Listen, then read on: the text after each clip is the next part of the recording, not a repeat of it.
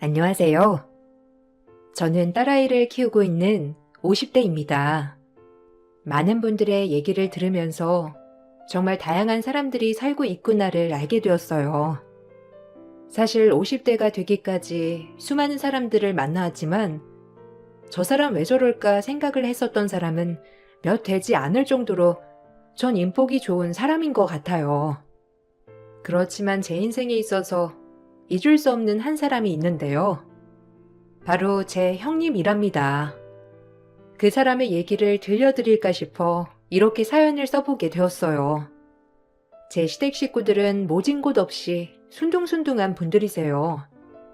시부모님도 20여 년의 세월 동안 한 번도 제 마음에 상처를 주신 적도 시집살이를 하려고 하신 적도 없으실 정도로 좋으신 분들이시죠. 남편에게는 형이 한 명 있는데 아주버님은 공부를 정말 잘하셨어요. 그래서 대학에서 박사과정까지 밟으셨고 저희가 결혼한 지 5년 후쯤에 결혼을 하셨습니다. 형님은 아주버님과 나이 차이가 꽤 있었는데요. 저보다도 나이가 4살 적었어요. 그렇지만 전 당연히 형님 대접을 하려고 했죠. 근데 형님은 저와 비슷한 생각은 아니셨던 것 같아요.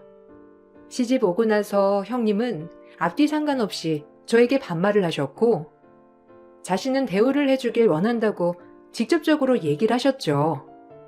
제 길을 잡으려고 했던 것인지 형님 댁에 부르셨는데 가보니 형님 친구분들이 같이 계시더라고요. 내가 형님이니까 말 놓을게. 괜찮지? 애들아, 여기는 내가 말했지? 나보다 나이 많은 동서 있다고. 인사해 동서. 여기는 내 친구들. 동서, 나보다 아무리 시집을 5년 빨리 왔다고 하더라도 원래 이런 건 나이 순이 아니라 학렬 순이잖아. 그치? 내가 윗사람이니까 나는 말 놓아도 동서는 나한테 편하게 하면 안 되는 거지 뭐. 기본적으로 알고 있을 테고 어머님께서는 동서한테 이것저것 많이 배우라고 하는데 솔직히 우리 나이도 있는데 굳이 뭐 배울 건 없다고 생각해. 난 나이 많다고 해서 예의 안 차리는 애들 딱 질색이거든. 아, 네. 안 그래도 어머님도 그 말씀을 하셨어요. 제가 나이가 많지만 어쨌든 형님이시니까 형님 대우를 해달라고. 저도 마찬가지로 그런 생각 가지고 있으니 걱정하지 마세요. 근데 손님이 계시면 말씀을 해주시지. 다음에 올 걸 그랬네요. 집에 손님이 계실 줄은 몰랐어요. 이거 어머님께서 형님이랑 나눠 먹으라고 주신 과일인데 온 김에 가지고 왔어요. 동서는 일찍 결혼했으니까 칼질도 잘할 거 아니야? 나는 이제 막 결혼해서 이런 거 잘 못 자르는데 우리 친구들도 과일 좋아해서 말이야. 그래서 말인데 동서가 가서 과일 좀 내와줄 수 있어? 이 정도는 해줄 수 있지? 과일이랑 저기 찻장에 보면 차도 있는데 차도 우려가지고 같이 가져와줘. 우리는 거실에서 얘기 좀 하고 있을 테니까. 그 과일 하나만 자르지 말고 여러 개 골고루 해서 잘라줘. 네? 아니 형님, 저는 형님이 집에 좀 와달라고 해서 급한 일인 줄 알았어요. 친구분들도 계시니 저는 가볼게요. 제가 여기서 과일 깎고 그런 건 아닌 것 같아서. 저도 잠깐 시간 내서 나온 거라서 그냥 가봐야 할 것 같아요. 과일 여기 놔둘게요. 형님 친구들이 있는 자리에서 저보고 과일과 차를 내오라고 시키는 형님이 너무나 당황스러워서 과일을 두고 나가려고 하자 그 뒤에서 들려오는 소리가 정말로 모욕적이었죠. 형님 친구들은 나이만 많지 별거 없는 것 같다며 형님이 제대로 잡겠다면서 저를 향해 비웃었어요. 남편에게 이 사실을 털어놓자 남편은 나이도 어린데 결혼 생활도 이제 시작했으니 길을 잡으려고 하는 것 같다며 저를 달래주었습니다. 그 다음부터는 따로 볼 일이 없었고 형님도 저를 혼자 불러내지 않으셨죠. 이후 전 임신을 해 딸을 낳게 되었어요. 출산을 하면서 가다출혈로 인해서 전 생사를 오가게 되었고 다행히 살게 되었어요. 그렇지만 깨어나고 나서도 몸 건강이 급속도로 나빠졌고 1년 동안은 아이 육아하는 것도 힘들 정도였습니다. 남편과 시댁 식구들 모두 걱정이 한가득이었고 1년여 동안 시댁 식구들을 따로 보지 못했어요.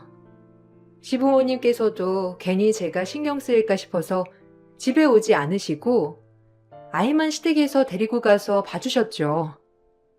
그런데 형님께서 전화를 해와 제가 아픈 것이 꾀병이 아니냐는 말을 꺼내셨죠. 동서, 아무리 아파도 며느리라면 며느리 도리는 제대로 해야 하는 거 아니야? 나 있다고 이렇게 아무것도 안 하고 다 놓아버리면 어쩌자는 건데? 나 이거 나만 오길 벼르고 있었다고 생각할 수밖에 없네. 출산하고 몸조리 하는 거라 생각해도 1년은 너무한 거 아니야? 동서, 진짜 아픈 거 맞아? 뭐 병원에서 진단이라도 받은 거 있으면 나 좀 보여줘. 나 진짜 못 믿겨서 그래. 출산하고 기력이 약해진 걸 어떻게 병원에서 진단받아서 드리나요? 형님도 이제 저희 시댁 다 파악하셨겠지만 시부모님 저희한테 뭐 한 번 시킨 적도 없으시고 명절에도 어머님이 알아서 다 해두셔서 저희 할 것도 없다는 거 알잖아요. 출산하면서 출혈이 심했고 죽다 살아났어요. 그것 때문에 좀 길게 쉬게 되었는데 제가 몸 나아지면 그때 봬요. 내 주변에서도 동서처럼 출산하면서 과다출혈 있었던 애가 있는데 걔는 멀쩡하던데? 지금 멀쩡히 회사도 다니고 잘 지냈는데 동서만 그러고 있는 게 너무 이해가 안 돼서 그래. 동서 솔직히 말해봐. 지금 괜찮은데 그냥 쇼하는 거 아니야? 솔직히 시부모님이며 도련님이며 거기다가 우리 남편까지 죄다 동서 어떻게 될까봐 걱정하면서 지켜보는데 동서 주목받으려고 그러는 거 아니냐고. 네? 형님. 아무리 그래도 사람 목숨 가지고 거짓말하는 사람이 어디 있어요. 형님 제일 속상한 건 저예요. 아이도 제대로 못 돌보고 집안일도 제대로 못하고 거기다가 몸도 제 맘대로 따르지 않는데 이렇게 전화하셔서 사람 속 뒤집어 놓으셔야 되겠어요? 형님이 뭐 때문에 기분이 나쁘신진 모르겠지만 저 거짓말로 아픈 거 아니고 내일 당장이라도 일어나서 전처럼 생활하고 싶거든요. 아니면 아니라고 하면 되지. 왜 성질이야? 동서 성질낼 기운은 있는가 보네. 거봐. 동서 그거 다 꾀병이라니까. 동서 진짜 아프면 내가 이런 말 한다고 그렇게 화낼 수 있겠어? 화내는 거 보니까 안 아픈 거 맞네. 동서 애도 아니고 어떻게 그렇게 꾀병을 부려? 남들 다 출산하는데 동서만 너무 유난인 거 알아? 주변에서도 말해주고 싶은데 동서가 너무 아픈 척 해버리니까 다들 말 못하는 것 같아서 내가 해주는 거야. 동서, 눈치 챙겨. 죽을 뻔했던 제 앞에서 꾀병이 아니냐면서 비꼬는 형님의 목소리를 들으면서 전 경악을 금치 못했습니다. 남편은 이 사실을 알고서는 바로 형님을 찾아가 한바탕 했는데 형님은 그런 말 한 적 없다면서 제가 거짓말을 하고 있다고 울며불며 말했다고 하더라고요. 당시 몸 상태가 좋지 않았기 때문에 더 이상 대꾸를 하거나 대항하고 싶은 생각조차 못했죠. 제 몸 건강을 회복하는 것에 좀 더 집중을 해야 되겠다 생각을 하고 운동을 시작했고 점차 저는 건강을 되찾게 되었습니다. 제가 건강을 되찾을 때쯤 형님 역시 임신을 하셨고 출산을 하셨어요. 출산하고 나서 조카가 5개월쯤 되었을 때 처음 시댁 식구들과 다 같이 모여서 식사를 하게 되었는데 그 자리에서 형님은 너무 서운하다면서 펑펑 울며 하소연을 했습니다. 어머님, 아버님, 거기다가 도련님까지 진짜 너무하시네요.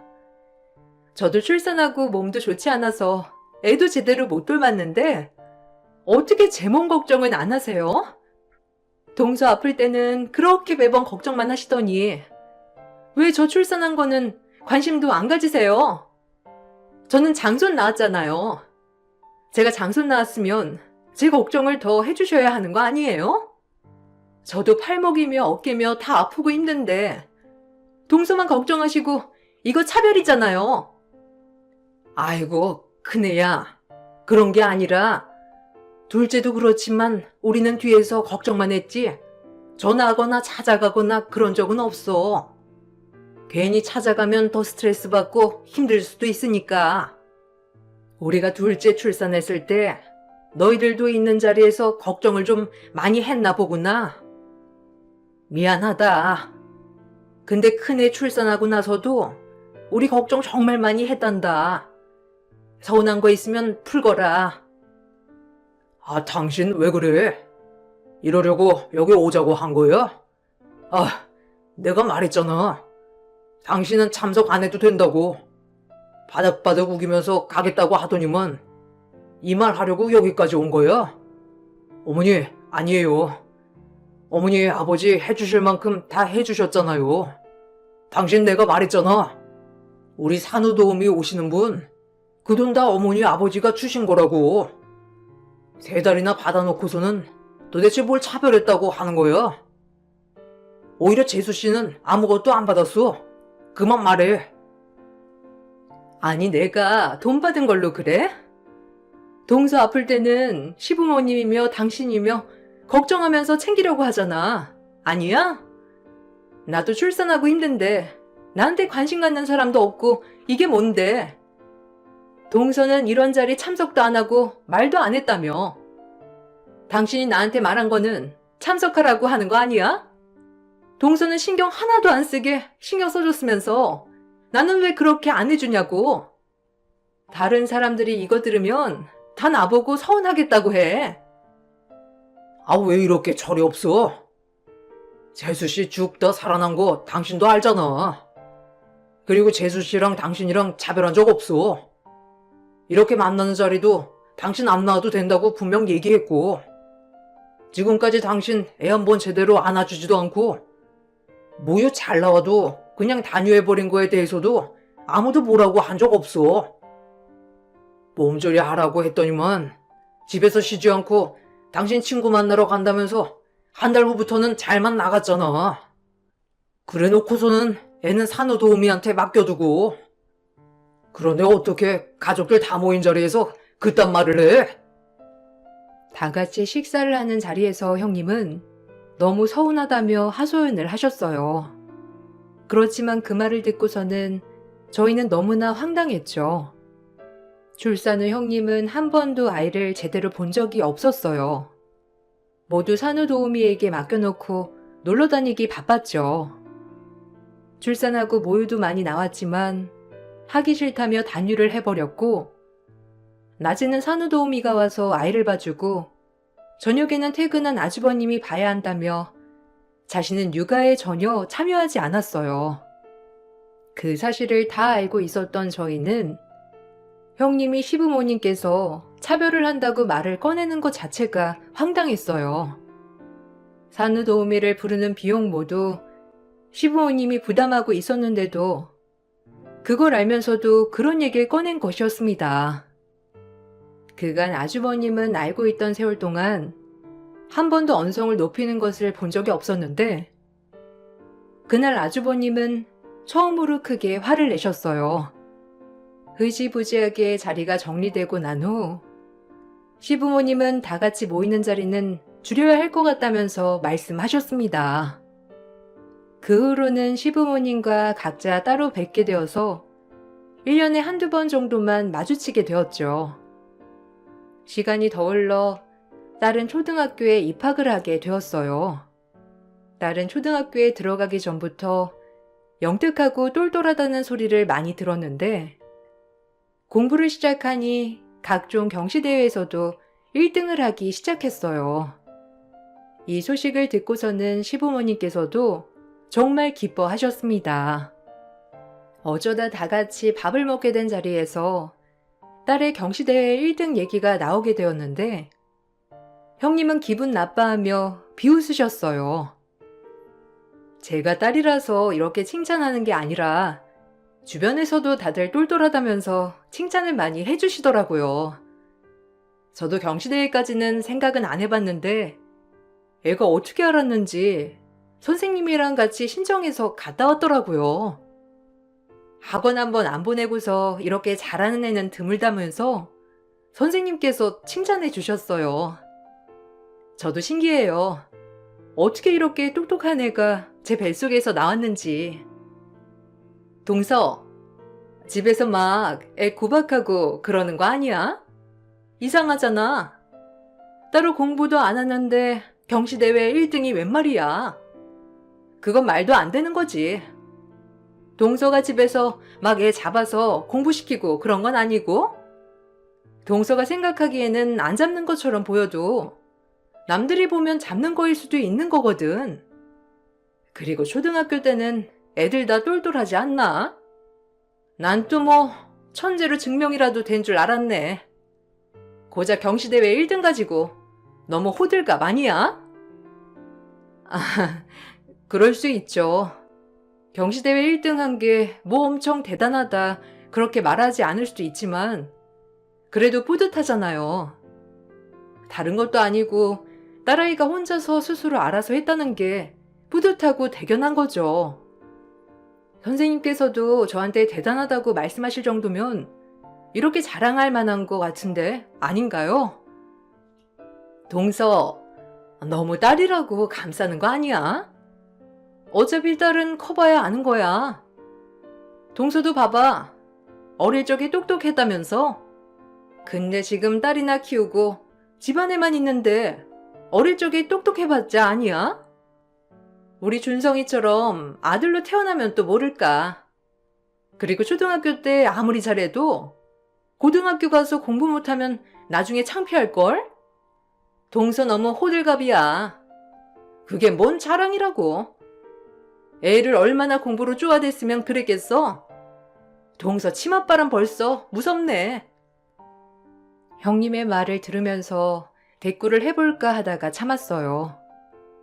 듣기로는 조카가 노는 걸 너무 좋아하는 통에 형님이 매일 조카를 잡느라 힘들다고 했기 때문에 딸의 소식을 전하는 것만으로도 형님은 부러울 수 있겠다는 생각이 들었어요. 딸은 커갈수록 공부도 잘하고 착하게 자라줬어요.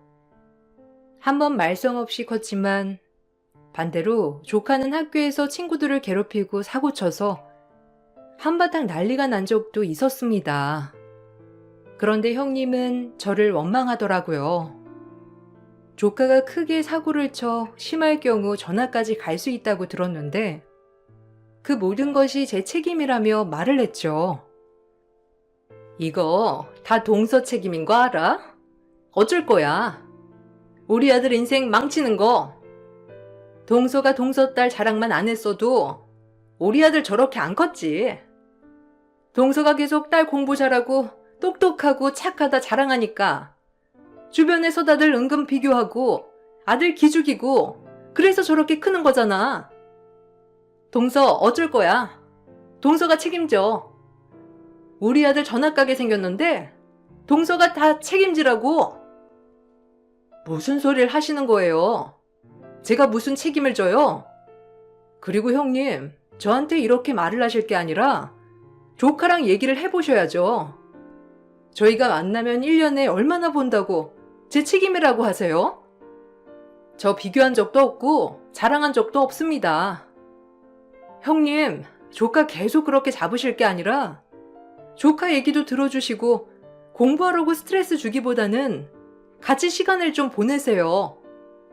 제 책임이라고 해서 말씀드리는데 형님 솔직히 조카 공부만 시키려고 하시지 조카랑 같이 놀러 가거나 시간 보내신 적 없으시잖아요. 네가 뭘 한다고 그런 말을 짓거려? 내가 내 아들 알아서 공부시키겠다는데 네가 뭔데 감히 선을 넘어? 애초에 네가 네 자식 자랑 안 했으면 우리 애도 기죽을 일도 없고 내가 공부시키려고 하지도 않았겠지. 왜? 상황이 이렇게 되니까 잘못해놓고 발 빼는 거야? 동서 참 너무한다. 이거 동서 책임도 있어. 동서야말로 무슨 소리를 하는 거야? 동서가 그렇게 말을 꺼내지 않았으면 우리 애 잘 컸을 거라고.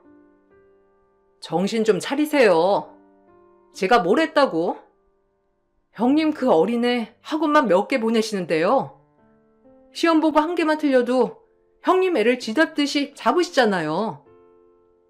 애가 오죽하면 저희 집으로 피신 왔겠어요? 그리고 이번에 난리 난 일도 조카 얘기는 들어보셨어요? 들어보지도 않으셨잖아요. 조카도 억울한 것 같던데 그거 한 번도 안 들으시고 형님 체면만 생각하시는 거잖아요. 참나, 날 가르치려 드는 거니? 내 새끼는 내가 알아서 해. 걔가 동서 집에 갈 수도 있는 거지. 그럼 작은 아빠 집에 못 가니? 그런 거 가지고 무슨 오죽하면 피신 같다고 하는 건데. 그리고 지금 일은 동서보다 내가 더 잘 알지. 아무튼 앞으로 우리 애 앞에서 자랑이나 하지 마. 그거 우리 애한테 상처고 기 죽는다고.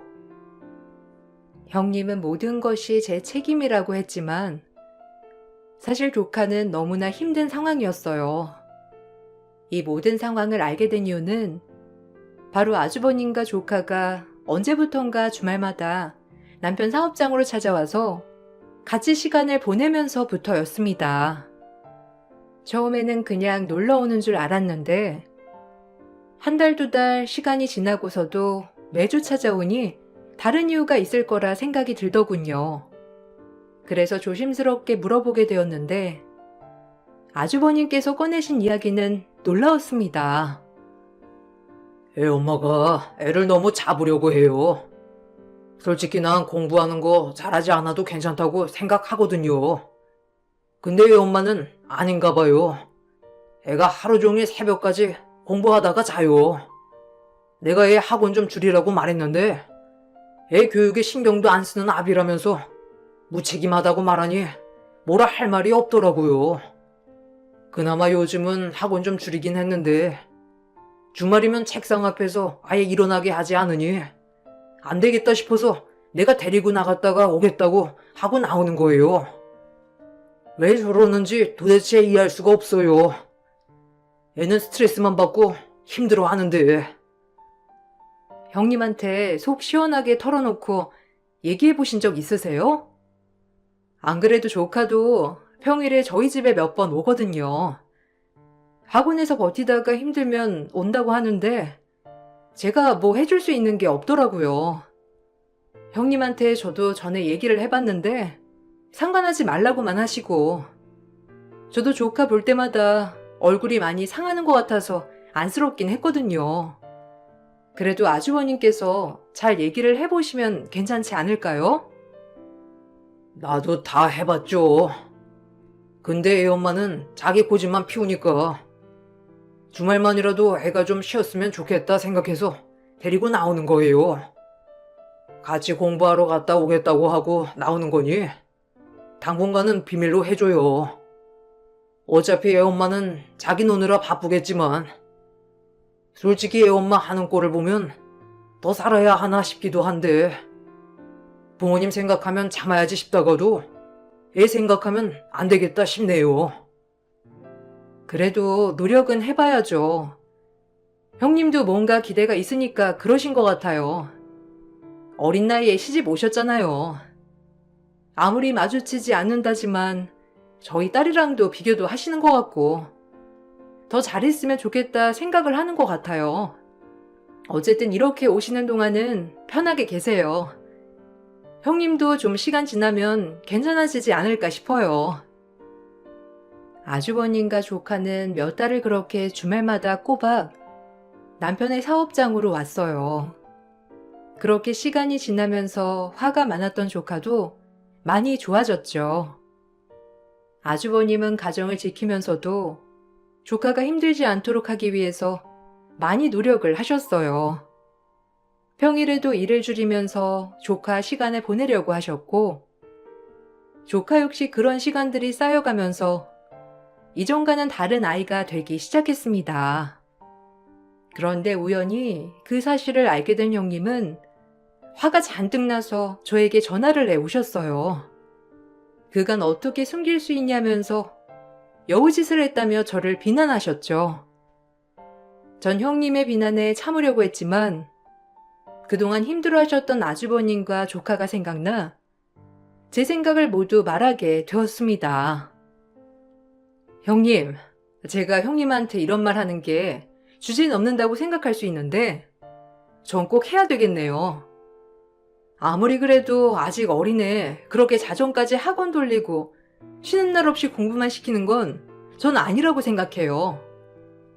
주말에도 일어나서는 자기 전까지 책상에서 못 움직이게 하셨다면서요. 그러면 애는 지쳐요. 학교에서도 공부하고 학원에서도 공부하는데 주말까지 쉴 틈 없이 그렇게 공부만 하면 애는 삐뚤어질 수밖에 없어요. 형님, 공부 잘하는 거 물론 중요하지만 아이들 건강하게 크는 것도 중요하잖아요. 이건 형님을 위해서도 필요해요. 동서, 좀 주제 넘는다는 생각은 안 해? 동서 근데 참 여우다. 난 이렇게 뒤에서 여우짓 하고 있을 줄이야 생각도 못했네. 다른 사람들 앞에서는 착한 척 연기하면서 꼬드기고 자기 편 만드니까 좋아? 동서 딸만 공부 잘하면 되니까 그딴 말 할 수 있는 거지. 동서 진짜 사람 잘 홀리네. 어떻게 우리 남편까지 홀려가지고 이딴 상황을 만들어? 참 대단하다. 예전부터 기분 나빴는데 도저히 안 되겠네. 형님, 제가 싸우자고 이런 말 하는 게 아니라요. 형님 공부도 중요한데 다른 건 더 중요해요. 형님, 애들 한순간에 크고 지금 크는 시간 다시는 안 돌아와요.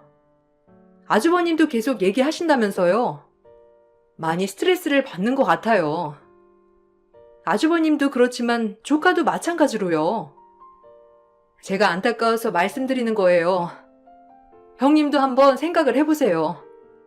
하루 종일 공부만 한다고 생각하면 답답하잖아요. 네가 뭔 상관이야. 내가 이렇게 시키건 저렇게 시키건 네가 뭔 상관인데 이렇게 말하는 거야? 내 가정이고 내 가족이야. 넌 네 식구나 챙겨. 어따 대고 주제 넘게 이래라 저래라야. 동서는 괜찮겠지. 공부 잘하는 딸이 있으니까. 동서 딸이 공부 못했으면 그런 말 할 수나 있었겠어? 그거조차도 여우짓이라고는 생각 안 하나 봐. 남의 가정사에 참견하지 말고 네 가정이나 지켜. 말로 할 때 주제 넘지 말라고.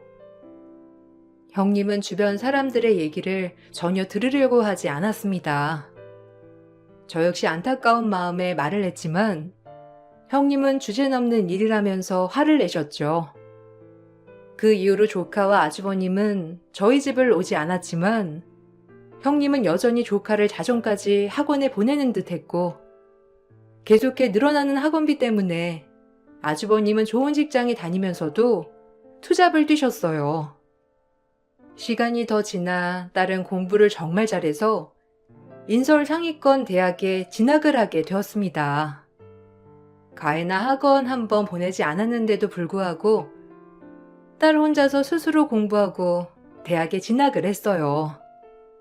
크는 동안 짜증 한번 부린 적 없이 착하게 자라준 딸이 저는 너무나 고마웠어요.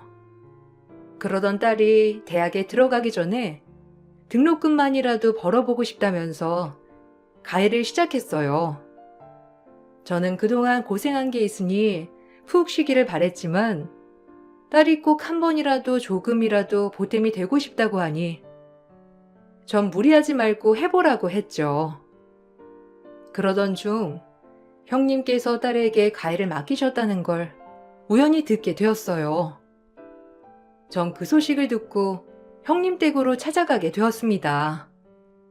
마당을 지나 안쪽으로 가보니 충격적인 광경이 펼쳐지고 있었죠. 바로 형님이 돈봉투로 딸 뺨을 웃으며 때리고 있었어요. 그 앞에서 울며 머리를 조아리고 있는 딸이 있었습니다. 전 그 모습을 보고 뒤도 안 보고 뛰어들어 형님을 밀었어요. 야, 너 그 잘난 머리로 왜 우리 아들은 가해 못 시켜주겠다고 하는 건데? 너 진짜 웃기네? 애가 지 엄마 닮아가지고 돈 또 올라가지고 그래, 너 등록금 벌고 싶어? 그럼 돈값을 해야지. 너 우리 아들 1등 만들어줄 수 있니? 그거 아니면 나 너한테 돈 못 줘. 애 성적 오르는 거 보고 내가 돈 줄 거니까 그렇게 알아. 너네 엄마한테 이거 말하면 알지? 이게 뭐 하는 짓이야? 너 지금 뭐 하는 거야? 우리 딸 왜 때려? 이러려고 내 딸 가해하라고 불렀니? 진짜 뭐 하는 거야? 가해시키려고 했으면 애초에 나한테 말이라도 해야지. 그리고 성적 오르고 돈 주는 게 어디는 도둑놈 심보야? 됐고, 가해 안 시킬 거니까 그렇게 알아. 그리고 우리 딸 때린 거, 그거 내가 다 복수할 거야. 책임? 진짜 웃기고 있네. 그렇게 돈이 없어가지고 애 가해시키나 봐. 돈이 없었으면 나한테 말이라도 하지 그랬어. 이렇게 딸이 구걸해서 등록금 벌어야 되겠니? 그리고 좋은 대학 가면 뭐해? 애 못 가르치겠다고 하는 거 보면 실력도 없는 것 같구만. 이거 수능 본 거 좀 다시 확인해봐야 하는 거 아니야? 컨닝하거나 그런 거 아니냐고. 실력도 없는데 어떻게 그런 대학에 갔는지 난 너무 이해가 안 되네. 뭐? 지금 말 다 했어? 우린 무시해도 내 딸 이렇게 무시하지 마. 네가 무시할 애 아니니까. 내가 지금까지 널 대우해준 건 형님이라서 그런 거야. 근데 도저히 안 되겠다. 너 같은 인성이 무슨 형님이니? 어른이면 어른답게, 형님이면 형님답게 굴어야지. 유치하게 뒤에서 사람 괴롭히는 거 네 취미니? 내가 지금 상황 그냥 넘어갈 거라 생각해? 너 앞으로 있을 일 꿈에도 모르겠지만 앞으로 피눈물 흘릴 거라는 것만 알아둬. 아, 무서워서 어디 살겠나? 어디 할 거 다 해봐. 내가 눈물이나 한 방울 흘리나? 그래, 이렇게 나와야지. 매번 뒤에서 호박씩 가면서 앞에서는 순진한 척 형님 거리면서 사람들 홀리고 다니고. 내가 너 여우짓 하는 거 다 알고 있다고 했지? 네 애새끼도 마찬가지네. 돈 또 골라서 사촌한테 돈 받고서 가해해주겠다고 하는 것부터가 웃겼는데. 애나 엄마나.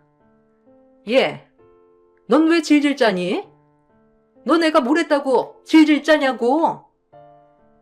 되지도 않는 깡패 짓거리 그만해. 뭘 믿고 이따위 짓 하는지 모르겠는데 네 눈에 눈물 한 방울 안 나오는지 앞으로 지켜보면 알겠지. 나중에 내 바지가랑이 붙들고 미안하다고 질질 짜지나 마. 그렇게 참아왔던 분노가 터트려지고 말았습니다. 저에 대해서 비웃는 건 참을 수 있어도 제 딸을 건드리는 것은 용서할 수 없었어요. 이후 형님은 시부모님께 제가 반말하고 대들었다면서 저보다 나이가 어린 자신을 전부터 뒤에서는 무시하고 욕했다며 거짓말을 했더라고요. 시부모님은 확인을 하려고 가족들을 다 불렀고 형님은 그 자리에 참석하지 않았습니다. 전 그동안의 일을 다 말했어요. 딸과 조카 역시 당시의 일을 솔직하게 말을 했습니다. 모든 얘기를 듣고선 시부모님과 아주버님은 그동안 많이 참아왔다며 더 이상 참을 수 없다는 말을 하셨습니다. 전 얼마 전 조카 학원에서 들었던 얘기도 했어요. 그동안 형님은 온갖 학원에서 행패를 부리고 있었더라고요. 여러 학원을 옮기며 다녔었는데 아이 성적을 핑계로 학원비를 할인받거나 무료로 수강을 받는 진상짓을 했던 것이죠. 안 그래도 학원가에서는 이미 소문이 나서 더 이상 옮길 학원도 없을 거라며 조카를 데리러 갔다가 듣게 되었어요. 그러면서 전 아주버님께 받는 생활비에 대해서 의심을 해봐야 할 것 같다며 말씀을 드렸습니다. 역시나 형님은 아주버님에게는 학원비를 부풀어 말한 후 생활비를 받은 후에 절반 넘게 개인적으로 사용을 하고 있었어요. 거기다가 중간중간 목돈이 필요하다며 아주버님께 말을 했던 적이 있었는데 그때마다 제가 형님께 부탁을 해서 목돈을 빌렸다고 거짓말을 했더라고요. 전 형님과 통화나 메시지를 보낸 내역을 모두 보여드렸습니다. 알고 보니 형님은 목돈을 받고 명품을 사거나 친구들과 술 마시며 사치를 부렸던 것이었어요. 이 모든 사실이 들통나자 형님은 저를 찾아와 울며불며 자신을 도와달라고 했습니다. 동서, 내가 동서한테 너무했지? 솔직히 내가 동서보다 어리기도 하고. 아니, 언니, 내가 미안해요. 내가 너무 철이 없어서 그런 거고. 솔직히 애들도 서로 차이가 나니까 너무 부러워서 그런 거예요. 저 이해하시죠? 이번에 남편이 이혼하자고 말하는데 언니가 좀 나서주시면 안 될까요? 언니가 나서서 남편한테 말하면 이혼 안 할 수 있을 것 같아요. 언니가 해결만 해주시면 제가 앞으로는 버릇없게 안 굴게요. 제발 부탁드려요. 네가 한 짓을 생각해. 그동안 상처 준 사람들이 얼마나 상처를 받았으면 이럴까 생각은 안 드니? 그렇게 일진짓거리 할 때는 재미있었지? 그러게 내가 말했잖아. 네 눈에 피눈물 날 거라고. 그간 재미있게 잘 지냈으니 벌 받을 차례 아닌가? 네가 한지 생각하면 이렇게 뻔뻔하게 찾아와서 나한테 부탁하지 못할 텐데. 알아요. 제가 진짜 잘못했다는 거 아는데 그건 진짜 고의로 그런 게 아니라 솔직히 언니도 저한테 미안한 거 있잖아요. 시부모님도 비교하고 남편도 언니 칭찬 많이 하고 제가 이렇게 된 건 언니 탓도 조금 있어요. 그러니까 한 번만 도와주세요. 앞으로 정신 차려서 살게요. 남편 저한테 생활비 사용 내역도 다 달라고 하고 난린데 다른 건 몰라도 언니가 돈 빌렸다고만 한 번만 해주시면 안 될까요? 넌 지금 하는 말이 된다고 생각해? 20여 년을 비웃고 무시했던 게 네가 이렇게 빈다고 없어질 거라고 생각하니? 이혼이 끝이라고 생각하지 마. 너 피눈물 아직 시작도 안 했어. 아주버님은 이혼 소송을 진행했고 당연히 이혼을 하게 되었어요.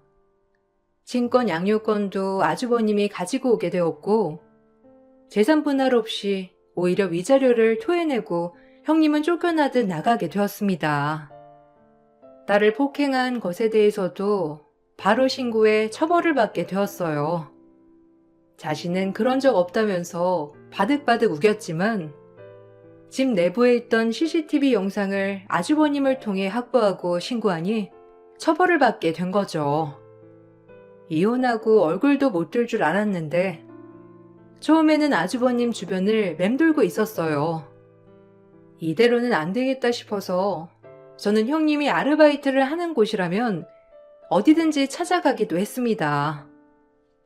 어떤 이유로 이혼을 했는지 아주버님이고 시부모님도 모두 주변에 말을 안 하시고 다니시니 형님은 주변에 저 때문에 이혼을 한 거라며 억울하다고 말을 하고 다니는 것 같더라고요. 그걸 알고선 전 형님이 일을 하는 곳에 찾아간 것이죠. 형님은 제가 찾아오는 것만으로도 안절부절하지 못했어요. 자신이 거짓말을 했다는 걸 알게 되면 그곳에서도 쫓겨날 수 있겠다 생각했겠죠.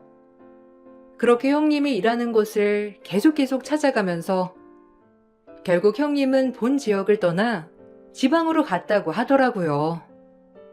나중에 전화와 저를 원망하는 말도 하기도 했지만 애초에 지금의 상황을 만든 건 본인이라는 걸 알아야죠. 조카는 이후에 마음을 잡고 공부를 시작했어요. 방황 없이 착실하게 공부했고 어느덧 대학생이 되었답니다. 어릴 적 방황할 때마다 따뜻하게 맞이해 주었던 저에게 항상 감사하다며 찾아오는 조카를 보며 참 많은 생각이 들었네요. 제 긴 사연을 들어주셔서 감사합니다. 가족은 무언가 잘나야 하는 사람이 아닌 늘 내 곁을 지켜주는 사람이 가족인 것 같아요. 여러분들도 내 곁을 지켜주는 소중한 사람들과 행복하시길 바랄게요.